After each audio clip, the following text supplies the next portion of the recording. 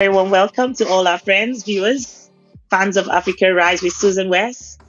I understand there is a lot of explanation to give. Like, why did you suddenly stop coming on live every week? I have missed you, and I do hope that you have missed me too. Due to circumstances beyond our control from our end, we couldn't broadcast live for a while. But I'm really pleased to see that we have quite a few people joined already because, of course, our schedules change and a lot of people are not aware that we're coming up live. But of course, they'll be able to see this broadcast um, later on. So, welcome to Africa Rise with Susan West. Today, we will be taking on I have a few experts who will be explaining or describing to us the personality traits on the African continent as far as our leaders are concerned and how those characteristics affect the sort of or quality of leadership that we're given or that we get on the continent. So, of course, personality has a lot to do with the sort of leadership styles that we see that is sometimes good and sometimes not so good, sometimes really poor. And so, as Africans, we must begin to understand that we have to throw away sentiment and look into all the, um, very salient issues or points as we elect new leaders moving forward into the future. There have been a few elections here and there in Kenya, in Angola, and there is a big one coming up in Nigeria in 2023. And the reason why the Nigeria's election is very, very important on the African continent is because, of course, we understand the impact it will have on the rest of Africa and the world. We have an opportunity this time around in Nigeria to get it right. We haven't had this chance in a very long time, but we're not here to promote any particular candidate in any elections yet.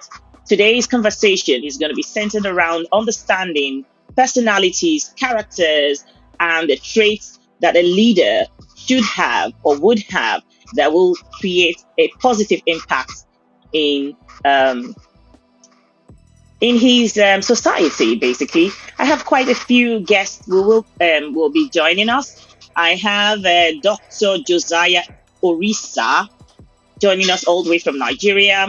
He is, bear with me a moment, I'm going to get up, give you a little background.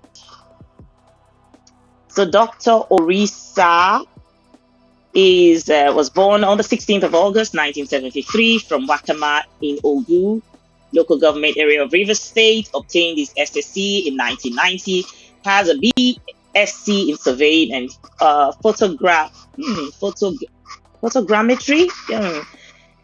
Okay, so well, he's also a lead pastor in Wonders of Grace International Christian Center, Port Harcourt, and he will be joining us in this conversation. And this other person joining us is Dr. Iyangba, and Dr. Iyangba um, has a PhD in educational psychology and 45 papers in local and international journals, 6 textbooks and on different aspects of psychology, lectured for over 17 years at the Ignatius Ajuru University of Education, Port Harcourt in Nigeria, with an area of specialization in educational psychology. He attended conferences in South Africa, Nigeria, a politician, academic, and administrator. Research interest in environmental psychology, cognitive psychology, values orientation and self concept, mental health, personality disorder, and gender dysphoria.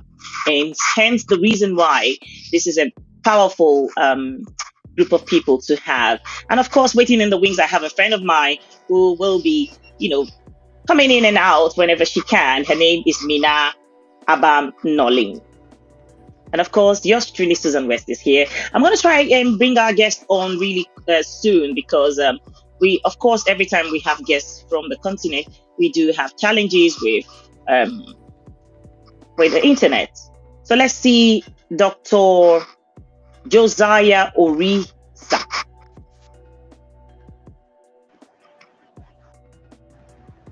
Good evening, Dr. Orisa. Welcome to Africa Rise with Hello, Susan good, West. It's good to have you. good evening. He is. Good evening, everyone listening. Welcome to tonight's program. Thank you. So once Dr. Ayangba is ready, we're going to add him to the stream. So we can just kick off this conversation. Bear with me a moment. Can I just see if Mina is here? Oh, oh, yeah. Let's see. Who's here? Dr. Philemon Iyamba is here. I think we should join him to the stream first before we begin the conversation. Dr. Iyamba, are you there?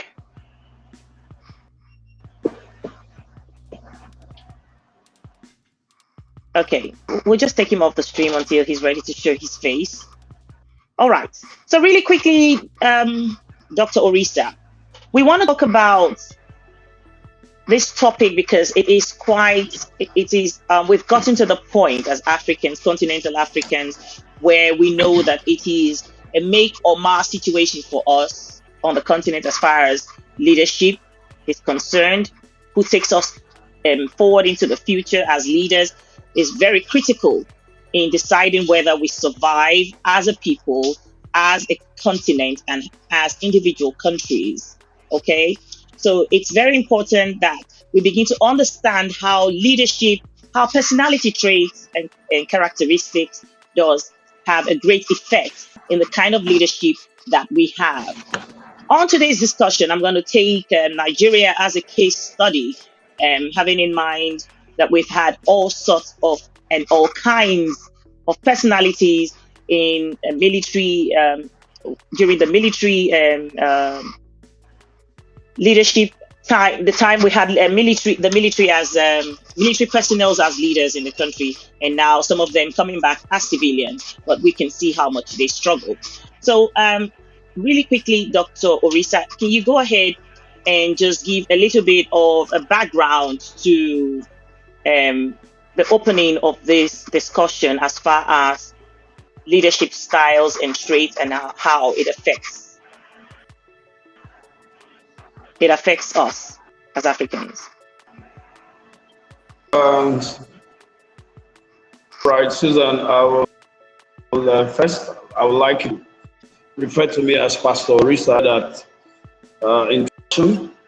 Now, John Maxwell said something, everything rises and falls on leadership. And after the continent is blessed with lots of potentials, human resources, resources, and so the entire globe is interested in what happens in Africa. The smallest of the countries in Africa is strategic in global issues. Now, bringing it to Nigeria, you will observe that we as a nation gone through several phases because of the brand of leaders we have had our independence. Right now, the economy of the nation, the health sector of the nation, everything that has to do with this country is where it is because of leadership. And I believe that leadership costs and the minds of people should be prepared to take on leadership. Because not everybody is designed to be a leader. Crisis we have put square pegs in round holes, and it has affected us as a country. I want to build that note by saying that there's a dire need for true leaders in this country. What we have had in the past are rulers. The military came, the citizens who have come, they have been no different from the military. Just a slight difference because it's now a democracy. But the truth is that when it comes to leadership, we have had more of rulers than leaders. Thank you so much. Thank you. I can see Mina is in the background. I'm going to bring Mina on. I know that Dr. Ayamba was joining us, but his face was too dark, so we had to take him off. Can we have Mina on? Good to have you, Mina. Welcome. Good to see you again. It's been a long time. So, Mina, really quickly, from where Pastor Orisa just ended his what he was saying. Can you take it from there, talking about personality styles, leadership, personality traits, and how Africa has been given a burden because we don't really take into account how personalities affect the sort of leadership that we get. To log in, so I didn't really listen to what I'm not sure I'm really clear about what he said, but if you want me to do sense, I will. Well, just talk about generally how personalities and the types of personalities, if you will, how it affects the sort of leadership that we get on the continent. Taking Nigeria as an example. Yes, personality plays in our leadership style. There are different people with different personalities, but without knowing who they really are.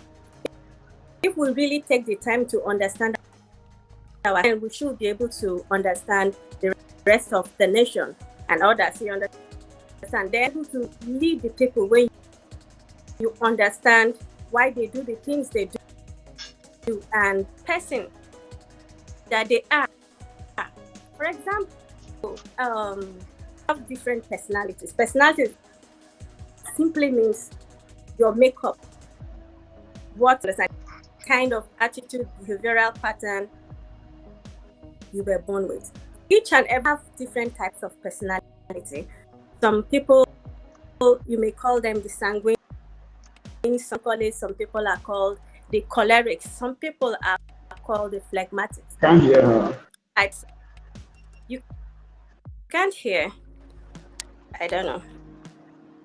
I can hear you. My volume is high. I can hear you, Mina. Based on the different types of personalities we have, and if we want who we are and how those personalities operate, there is how they behave. Yeah, I can't hear others. I don't know. I can hear her though. It must be from your side. Go on, Mina. Okay. So basis, and we also have personality traits. We have different types of personality. The 4 main personality types I've talked about. We know the personality Carl Jung. Carl Jung classified personalities into 4 main groups. But if you are looking at Myers-Briggs type, they are classified. So first of all, we want to know if a leader is coming in, and that leader is the leader. First of all, must know his or herself. First, you know, based on the way you react to the world and based on receive data information from the world. Then, secondly, we want to know information from the world, as in internally or externally information. If a leader is coming to lead our great nation, know his placement in terms. Is he outgoing? Is he extra? Is he an extrovert or extra? Then based on that, we also have different letters. So if the person is intro, you can put an I in the letters. We are trying to analyze them now. Then secondly, at the end of the letters, we have two types of things, externally and internally. Is the person a judging type? Is the person, you can put, if you are judging, I'm not talking about those who judge people or criticize. Lawyers are those, or judges are those who are structured. They like to take on things to make sure things are going on okay. Then perceptive people are sit down to perceive. They really have information but never go ahead to do that are going on wrong. You understand what I mean? So those are the perceivers. Then later, we have those who receive data based on, which are the sensory people. They receive information based on what they look at it logically. They look at the facts based on what they taste and touch. Then you call them sensorial, that they react based on the senses. Then on the other hand, we have the intuitive people. Just have a way of knowing information, not based on facts, but I won't call it logic, but based on intuition. They see the patterns, words. They can see things in a hidden manner. I don't know how to. So Yagba is here. I don't know if I will leave this aspect to him to explain better. Lecture.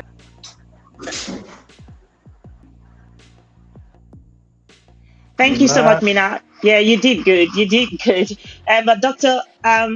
Philemon Iyagba is here, and we're really glad that he could join. Greetings to you, Lance Bimon. I've just been told by my engineer that because we took so long joining, we're not streaming to Facebook. So no worries, we will rebroadcast this on Facebook. So we're currently just showing on YouTube. Now, Dr. Iyagba, we were just talking about if you can throw more light on how personality traits affect the sort of leadership that the standard of leadership that we get on the African continent, and taking Nigeria, for example, today. Yeah, thanks for having me. I don't know if you're hearing me clearly. Yes, I can. Apparently it's nighttime here, 7 p.m. back here in Nigeria, so it's a bit dark here, but irrespective of that, I talk about personality and its influence on leadership styles back here in Nigeria, Africa generally as a continent, but specifically in Nigeria. I have Mina talking about the different kinds of personality that she's familiar with, the melancholic, sanguine, and the phlegmatic, you know. I like to talk about the personality types by Goldberg and McInerney. McInerney talks about the ocean type of personality: openness, conscientiousness, extroversion, agreeableness, and then neuroticism. But I would like to concentrate basically on openness, which identifies people who are adventurous and open to bringing in change. The major problem we have had in Nigeria over time is that we have relied so much on conventional leadership styles that built around the military leadership and then the earlier civilian leadership that we have in the post-independence period. And since we came into full democracy, leaders have not been open to the kind of change, openness, and then agreeableness in engaging with the electorate and engaging with the populace in bringing about change.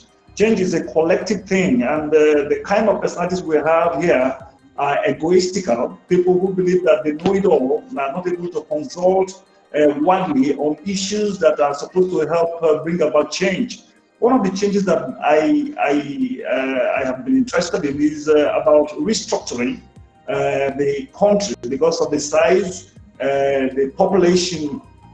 Much of the diversity is an advantage to us. I've always been of the opinion that it's imperative that we structure so that leadership and the power can be devolved down to the states and at the national level, and then the federal government should concentrate on businesses that have where they have central interests from the like the military and other agencies of government that can be administered centrally. it is not easy for somebody in Abuja to begin to understand what happens in my little village out there or in my town out there in terms of details and so on. And so power needs to be devolved. And the leadership style is such that local governments don't have the kind of control that they're supposed to have in terms of the funding. There's always a controversy between state governments and state governors and that of local government officials and all that. So openness is key. And then our capacity to respond to change globally. No nation can exist on its own. And if we respond to the kind of things that are happening globally in terms of leadership styles, in terms of engaging with the electorates, I think we can achieve a lot better.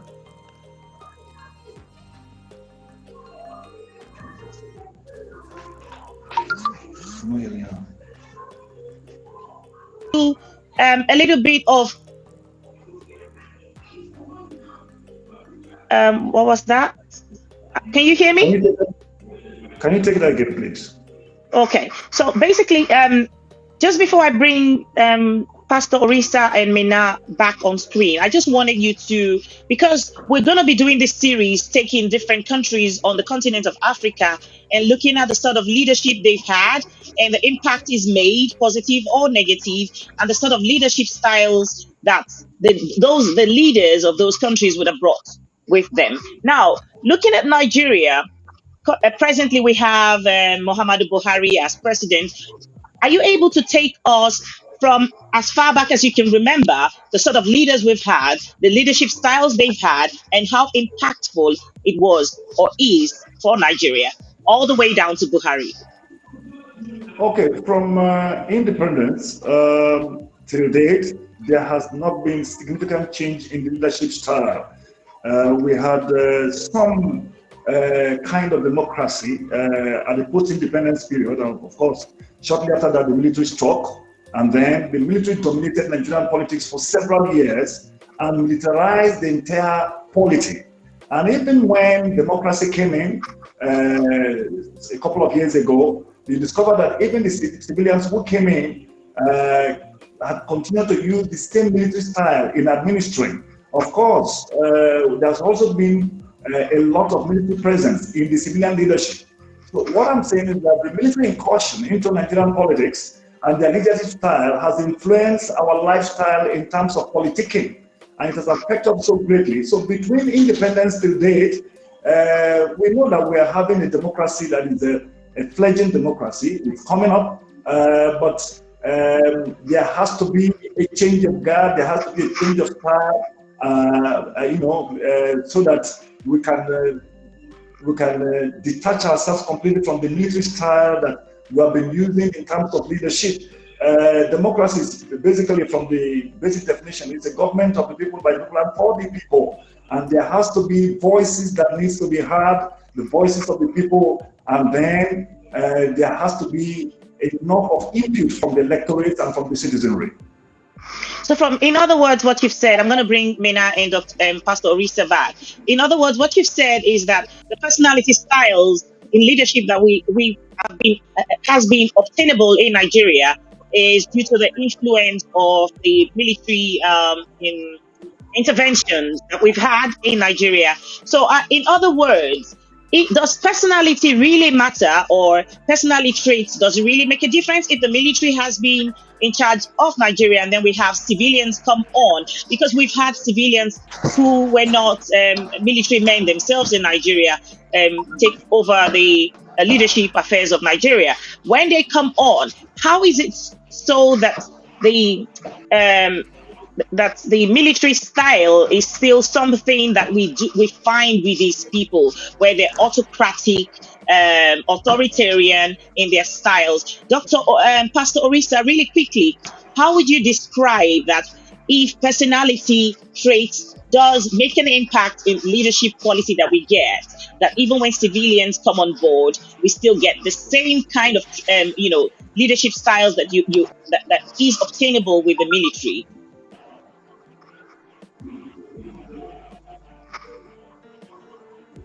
All right, thank you so much, Dr. Orisa Susan. You will have that during the time.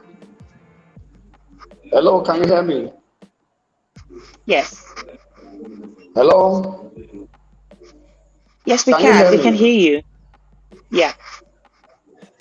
Hello, can you hear me? Okay, now, Yes. comparing the period where the military ruled and some of the ruled, it was quite different from the time that core civilians ruled. You will observe that when the military ruled, the time they were choleric, they were strong-willed, they were independent. They ruled as absolute rulers first, so they established system in favor of only what they wanted.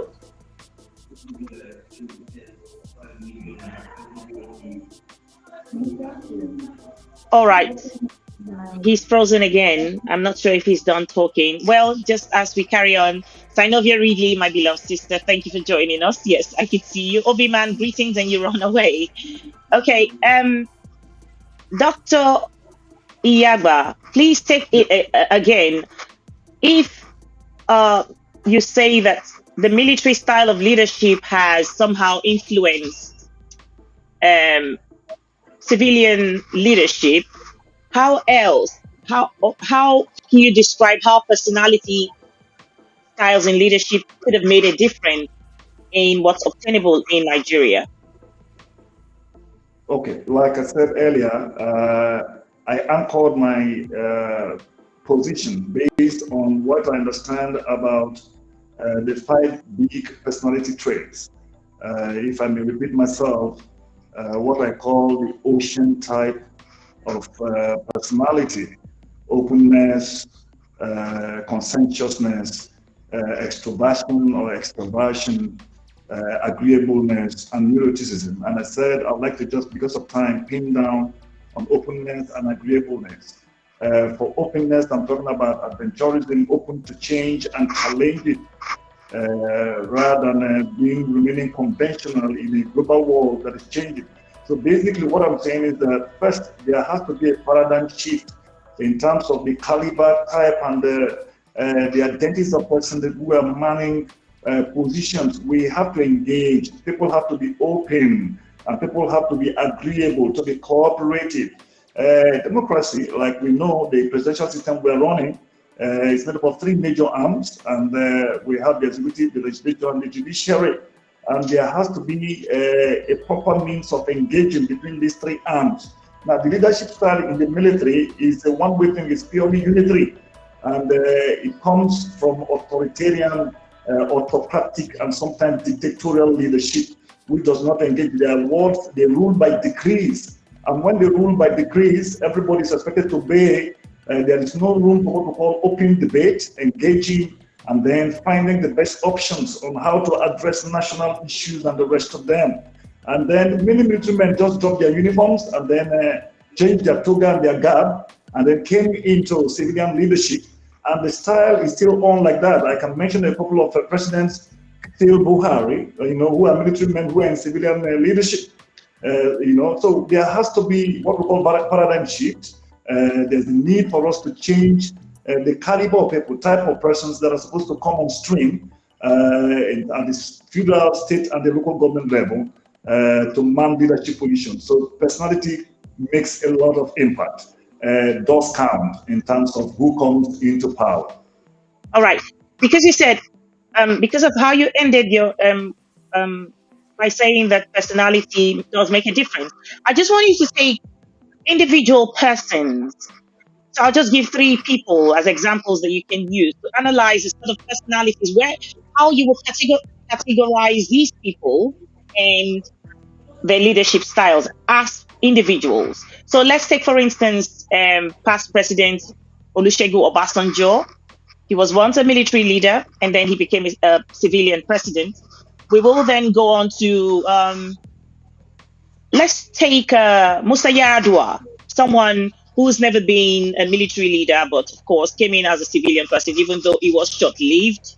I did say 3, I'll make it 4. Then we can take past president Goodluck Ebele Jonathan, and then we come to President Buhari as a civilian president. So if you can take them and categorize the sort of categories where they fall under as far as personalities are concerned, and how their styles have impacted the growth of Nigeria or their leadership styles. Yeah, thank you very much. I'd like to just merge two of the personalities together.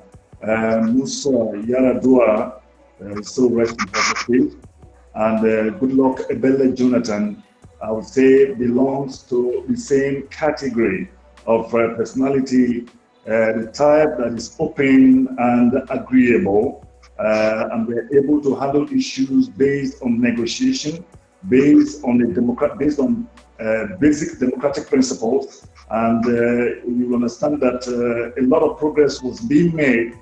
We know that of Yaradua was so short-lived because of debt, and all that. But nevertheless, within the short period, we're able to enjoy beneficially as a nation his approach. Even the approach with which he handled the Niger Delta militancy issue tells you that he's somebody who does not just want to go down, crush everybody, and say the will of the president must prevail.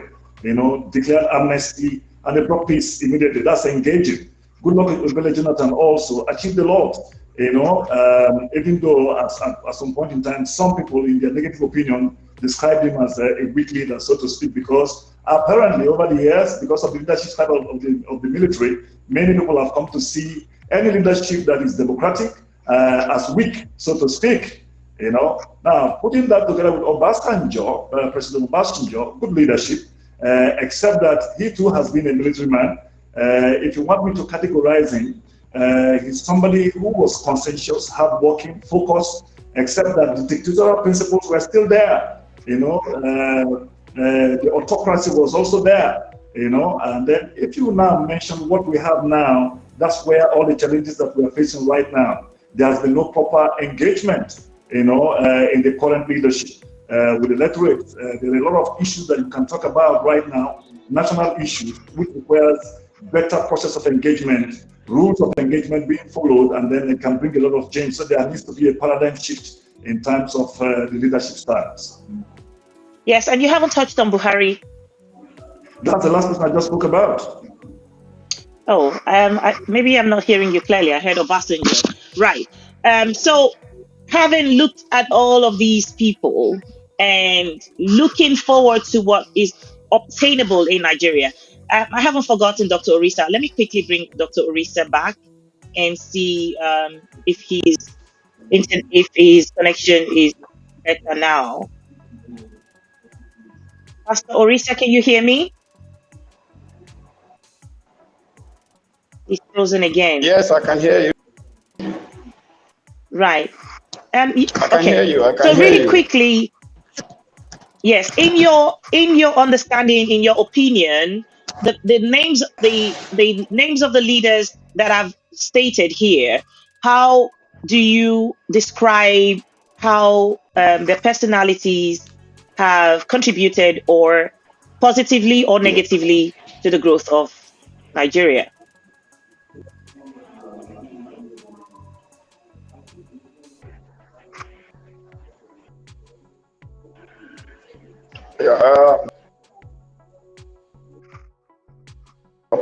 Their persons contributed to the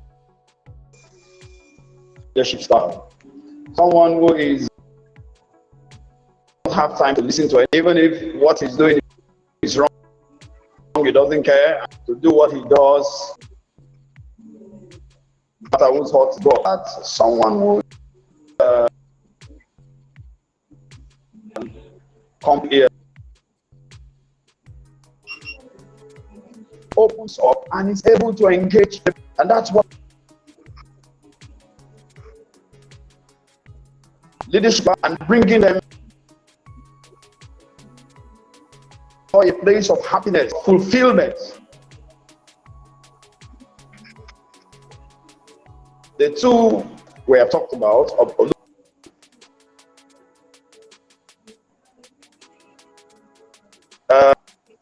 there were a lot of authoritarian. They pushed in the thing.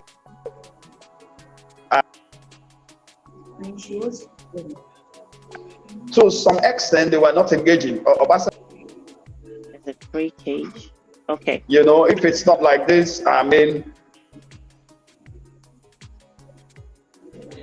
All right. even that you can imagine or go.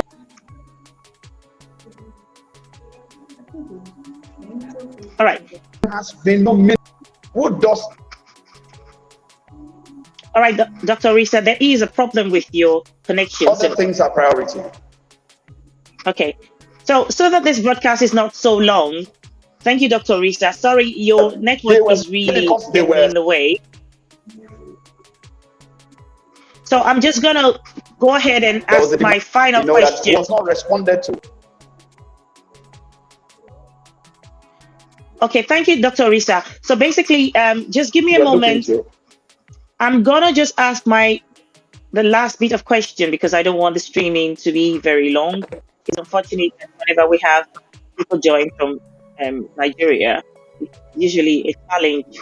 And so, Dr. Iyagba, looking at the candidates that we're going to be having in Nigeria now, there is a range of them. A few of them are well known, others are not as well known. But we have Bola Ahmed Tinubu, we have Atiku Abubakar, and we have Peter Obi, we have Omoyele Sowore, we have, I cannot remember all the other, Kwankwaso. So looking at all of these people, how much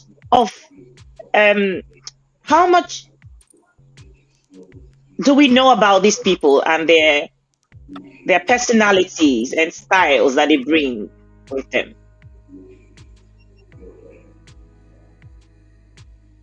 Dr. Iyagba, can you hear me?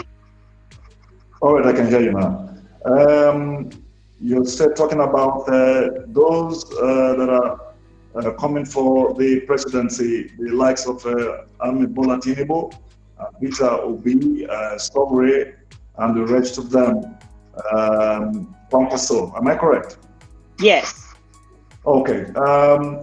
Peter Obi has been governor of Anambra State. And in terms of personality, from the way he has started in terms of engagement with the people of all walks of life, there appears to be something that is very promising. We are not looking at where the presidency should go to. We're talking about personalities. And if you assess him from the way he ran Anambra State in the years that he was governor, there appears to be a lot of promising opportunities for the nation if given the chance to lead the country.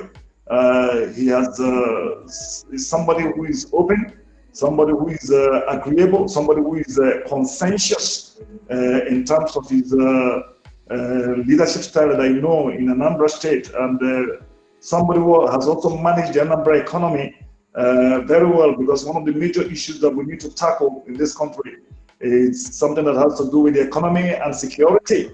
These are key issues that need to be addressed seriously. And I think in terms of potential, I don't know so much about him, apart from the records we have about his leadership in Anambra State. Ahmed Bola Tinubu, from leadership style, belongs to the old brigade. He has featured well in the past in terms of NADECO and other democratic fronts and all that. But when you talk about personality, these are people that have led Lagos State during a civilian period that also adopted the military style of leadership, where their word is law, and anybody who is opposed to them diametrically in terms of policy gets into their bad book, and then they will receive a backlash. So I'm uncomfortable with him and Atiku. These are two men I'm very uncomfortable. I'd like to express myself. I'm very uncomfortable with in terms of their personality. They also belong to the class of leaders, the ruling class, that believe that the followership have no voice, that shouldn't have a voice. Their word is law. There is an air of autocracy, air of a dictatorial style adopted from the military in these two men. The man that I see that has capacity, potential, to be able to engage well and then bring democracy on board the way we're anticipating, and carry even the younger persons, not the same conventional, the same anachronistic, antediluvian and the same set of people that have run Nigeria over the years, they have failed, and they have failed woefully, and have put us in a very tight corner. There is need for change. I'm not sure if you mentioned Sowore. Did you say anything about Sowore? Because he's someone I'm quite interested in knowing a lot from an expert's view. What you think his personality, style or traits will be if he had a chance to be, to be successful. Sowore has a lot of potential. He's somebody that, if I want to define him, also falls in the class of Peter Obi, somebody who is also an activist. What I think is that for people who are core activists, when they are coming into leadership, we should also understand the Nigerian terrain. It's very important. Just activism is not enough in running Nigeria. And then experience also counts in terms of offices you've occupied, because when you come to the field, the ball game is a different one altogether. It's a different ball game. It's different from just having fairy ideas, democratic ideas. Yeah, that's wonderful, but experimenting them, and P2B has been tested, tried, and trusted. Of course, Sowore has a lot of potential from what we see, but just potential alone, it's not enough. He needs to be tested, and I think that he should participate to a point where we should get feedback, based on his leadership style. But he has potential, and I think it's somebody that should participate, and then we believe that he will rise with time. Right. Thank you so very much. I'm really struggling not to make this broadcast a very long one. So Risa back, and we'll just round up basically. So I have Dr. Risa. Mina, if you can hear me really quickly, I think Dr. Risa, really quickly, Mina, what are your contributions to today's conversations as far as the leadership traits we're talking about? And if you will be able to advise Nigerians on moving forward, what to look out for and to help them in making a decision, what would that be? Yeah, thank you, Susan. For me, go ahead. About the personality, I would like to concentrate on the melancholies, the sanguines, the phlegmatics. So let's come from that so that people outside can see a wider range of how to select in this, how to vote based on, not based on, or should I say, party, based on the personality. If the personality traits of leadership style. First of all, I want us to know there are different leadership styles. We have erratic leadership style, which is coercive and authoritarian. Then the democratic, which is currently what is being used in Nigeria. We have active, which is like the democratic. We also have the transformational leader, like the pace setting, and there are others. But I would like to end on leadership styles. Now, in the past, several different people used their different leadership styles. Although Nigeria democratic style of leadership, based on their personality, they can bring it in. Eric, they are bossy, they are authoritative. You understand?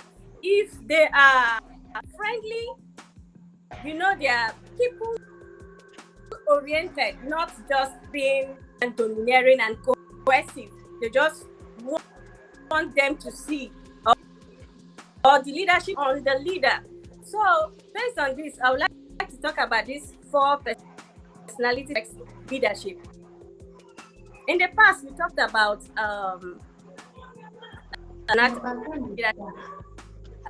good luck for me. It was and melancholies are good analytic people. They analyze very well. They assess a lot. They brood a lot. They sit over things before they take decisions. the sitting over the blue time could take long in every situation based on what is going on, even though we practice a democratic form of government. Come in as autocratic, sometimes you come in as democratic, and he was a melancholy. Melancholics are good oriented, they are able to bring out things into being. I forgot it. The present governor, Yep. the president we have is more like a choleric in the sense that his own type of choleric, I wouldn't say cholerics are supposed to be outgoing, but his own has an eye on that tone, which is like I'm sorry, like the introverts. That tone of melancholy. Melancholy's weakness is one is that they are sadistic. They hold things in their heart and never let go. So the current president is coercive, and he has a weakness that drags him back, putting things in his mind. And so this affects the way they lead. When you have a bossy, cohesive type towards the authoritative or coercive style of leadership, people take government. Then for the people we see coming in like Peter Obi, for me, leadership style is his style. From his manifestos, I've listened to him. I don't really, but based on what he has given to Nigerians, based on what I have seen about him, I think he's going to be a pace in which we need right now in Nigeria, because democratic style is not autocratic style, has not worked. So I think we should give another leadership style a chance, which is the pace setting or the translational.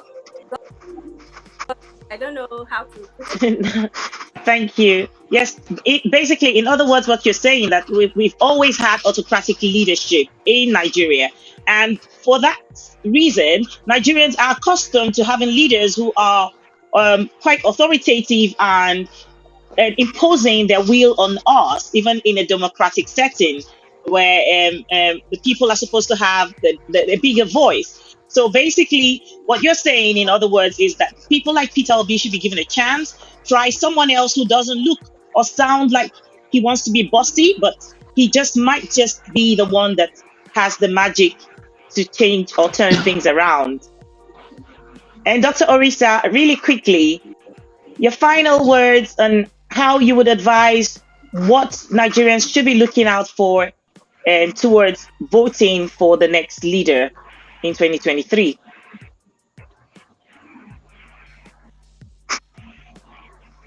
I think he's frozen. All right.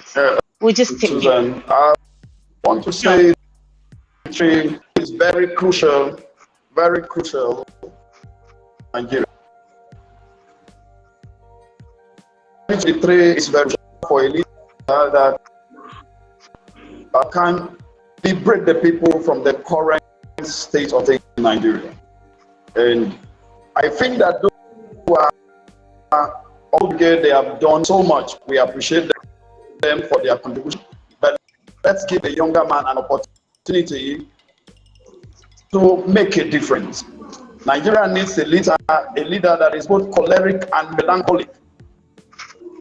When he combines, he will be a very good alternative to all we have had over the years. Thank you so much. Thank you so much, Dr. Risa. Dr. Iyagba, we waited to take you as the last person because, of course, this is your area of specialty. And so finally, as we round up this program, if you were to advise Nigerians on what to look out for in a leader to change things around, to turn things around, what would that be? And what should they be looking out for as they make up their minds?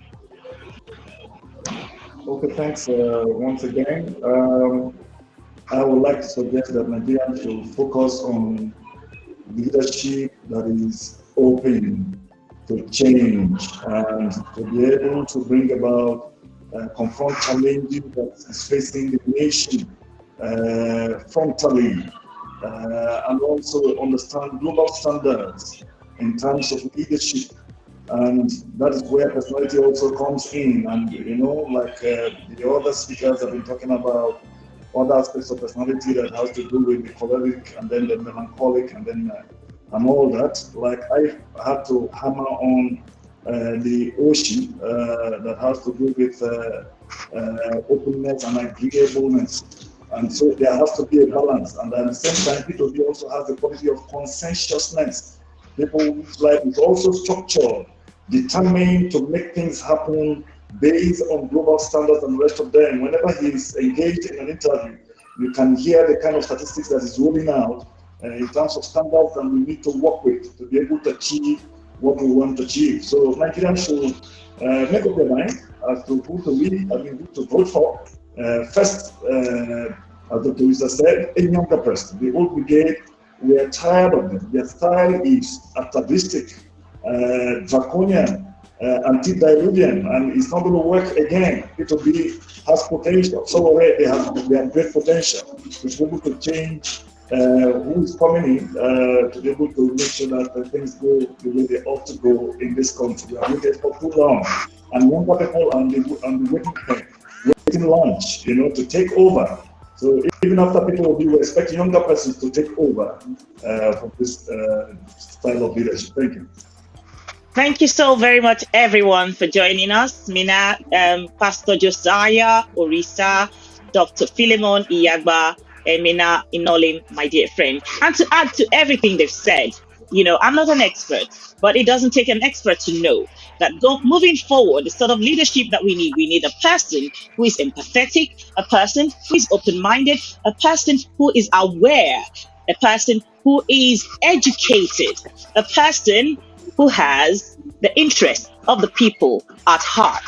And so as you make up your mind in deciding who that vote, that very important vote that you have should go to, understand the fact that the styles of leaderships we've tried in the past have taken us to the point where we feel hopeless and helpless. But we have a chance now. Once upon a time, we thought it was never possible. But as Nigerians, we know that there is that little glimpse of hope that is on the horizon as we look forward to electing the next person. We must understand that we must elect somebody who is a human being. In other words, what I'm saying, we do not want to elect someone who is acting as a lord over the rest of us, who wants to be lording over us, somebody who feels like they're larger than life and cannot be, we cannot access somebody who is emotionally intelligent. And so all these are the areas we should be looking forward to, and hope to God that we get it right this time. And thank you to all our panelists. Thank you for everyone who joined us. It's unfortunate that we didn't stream to Facebook, and that's because we went so late, we didn't realize we had to reschedule. But we will rebroadcast this on Facebook, where we have the most of our viewers. Thank you, Synovia Ridley, Obi-Man, and God bless you all. See you next time. We are back indeed, and I do apologize for the long stay away from broadcasting, but we are back, and we will be taking this as a series, the leadership traits and personalities and how it affects leadership in Nigeria, in Africa in general, but taking Nigeria as a case study today. So do join us again. Remember to follow, like, and subscribe to all our channels. All right? I'll see you next time. Bye-bye.